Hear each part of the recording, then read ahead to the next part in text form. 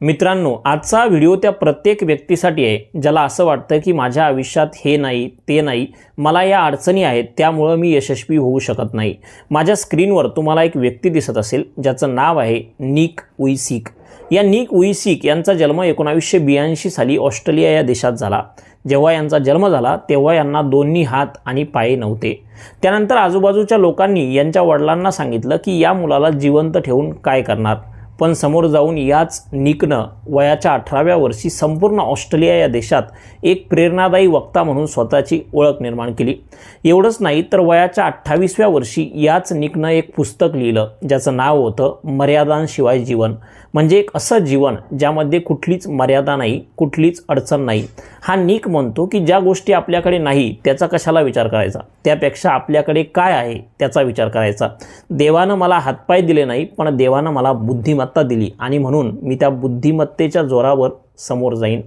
हा निक म्हणतो की आयुष्यामध्ये जे आहे ते पर्याप्त आहे आणि जे नाही आहे ते स्वीकार आहे, मान्य आहे। हा निक त्याच्या पुस्तकात दोन खूप महत्त्वाच्या गोष्टी लिहितो। पहिली गोष्ट म्हणजे हा निक त्याच्या पुस्तकात लिहितो की अपयश हे कधीच शेवट नसतं, तर ती एक तयारी असते।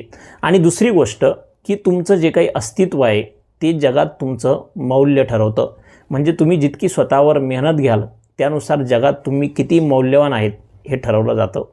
मित्रांनो, आज हाच निक महिन्याला 5 करोड रुपये कमवतो आणि आज याच निकनं जगभरातले 78 देश आत्तापर्यंत तो फिरलाय आणि एवढ्या देशांमध्ये अनेक लोकांना त्यानं वेगवेगळं मोटिवेशन किंवा वेगवेगळ्या प्रेरणा दिल्यात।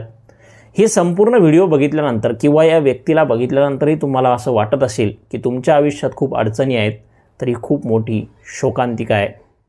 मी नेहमी माझ्या व्हिडिओच्या शेवटी सांगत असतो की जर तुम्ही प्रामाणिकपणानं मेहनत केली तर जगात अशक्य असं काहीच नाही।